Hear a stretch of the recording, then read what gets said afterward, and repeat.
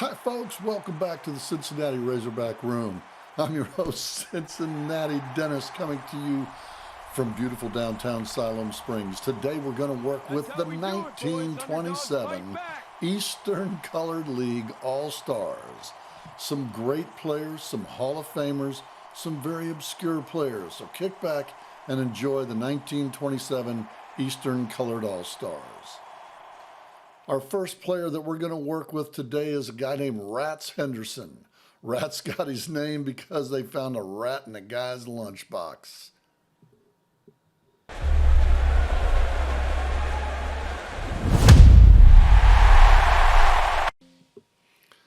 Our second player today is Charlie Smith.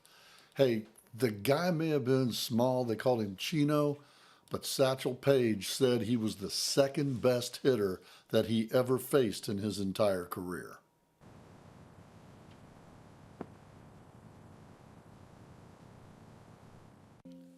And here's one of those obscure players that I was talking about. His name is Layman Yoakley. And according to legend, this guy threw 6 no-hitters in his career. Topped only, I guess, by Nolan Ryan. Layman Yoakley.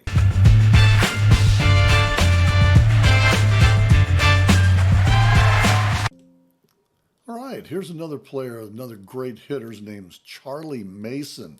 In 1927, the dude slugged way over 600 and had an OPS over 1,000. Charlie Mason.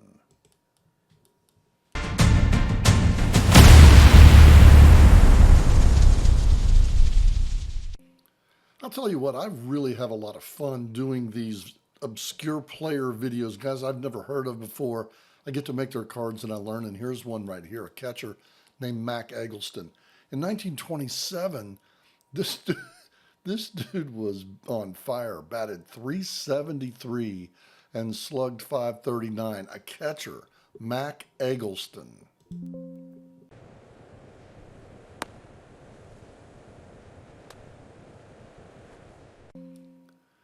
Here's a pitcher named Luther Farrell.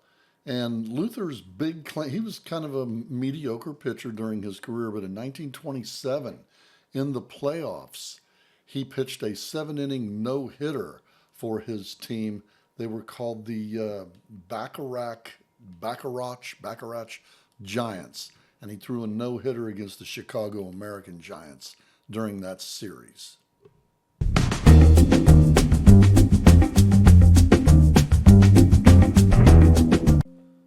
Now, Red Ryan was a journeyman pitcher throughout his career.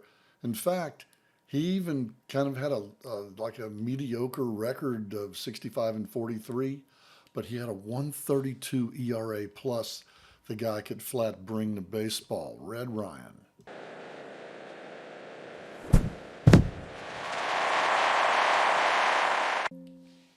Milton Lewis, throughout his career, was pretty much an average player, but he played 3 years in Atlantic City, and in 1927, he was probably the best second baseman in the Eastern Colored League. 299, 354, 495 slash line, not bad for a second sacker. Milton Lewis.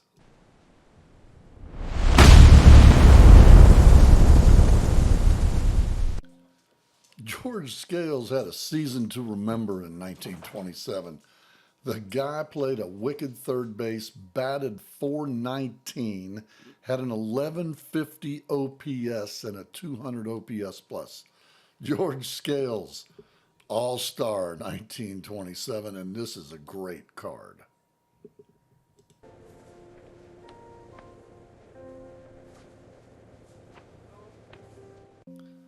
So I look all over Baseball Reference, and I can't find how to pronounce this guy's name. It is Oscar Levis, Oscar Levis, I don't know. But let's just say this, he was one of the best pitchers in the Cuban League for a long time. 2 things kept him out of the major leagues. One, his skin color, of course, and the second thing, the guy threw a spitball after the 1920 outlaw, the spitball, and and he made no bones about it. He said, "I'd throw it."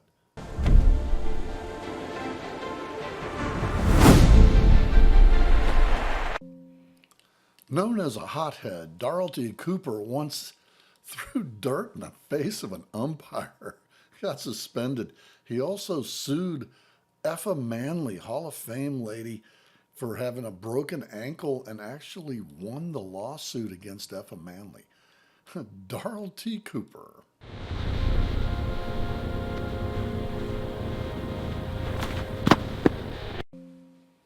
Nicknamed Sir Richard, Lundy was a graceful shortstop, great range, a rifle arm, great hitter, hit line drives like crazy. And he was one of the most spectacular athletes in the Negro Leagues. The guy is not in the Hall of Fame, but he's been nominated. Dick Lundy.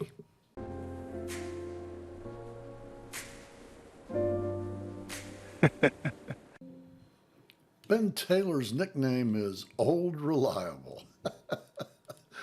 Considered one of the top first basemen of all time in the Negro Leagues, Ben was elected to baseball's Hall of Fame in Cooperstown.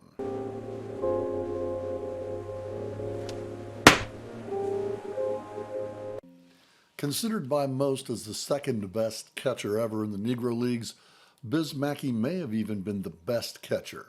In fact, in 1933, he was starting ahead of Josh Gibson in the Negro League East-West All-Star game, and then later in Josh Gibson's prime, yes, in his prime in 1936, once again, Biz Mackey was the starting catcher over Josh Gibson.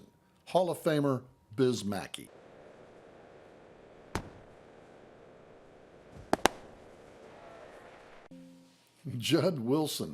Hall of Famer Judd Wilson is the oldest major leaguer to hit a in-game home run in Yankee Stadium, which he did at the age of 49, almost 50 years old. Hall of Famer Judd Wilson.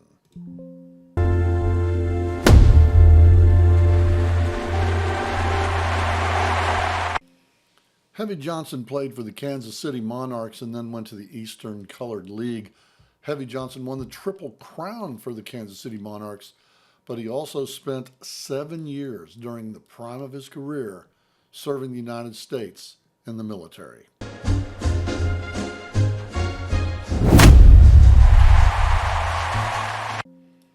Martin Dihigo was one of the greatest two-way players that ever played the game, winning over 250 games as a pitcher, but in 1927, it was his bat that got him on the All-Star team. The dude played from 1922 to 1950, and he is enshrined in Cooperstown.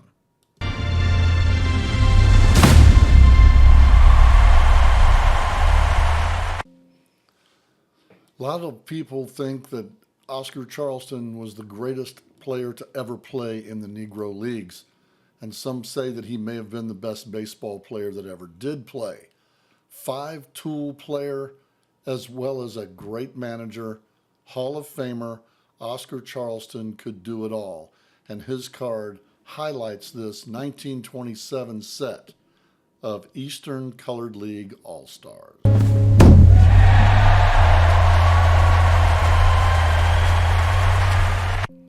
Hey, what do you say? Thanks for tuning in to Star Power Baseball. Cincinnati Dennis going to sign off by showing you once again all 18 of the 1927 Eastern Colored League All-Stars. Hope you enjoyed it, and there's more to come in the future. Star Power Baseball.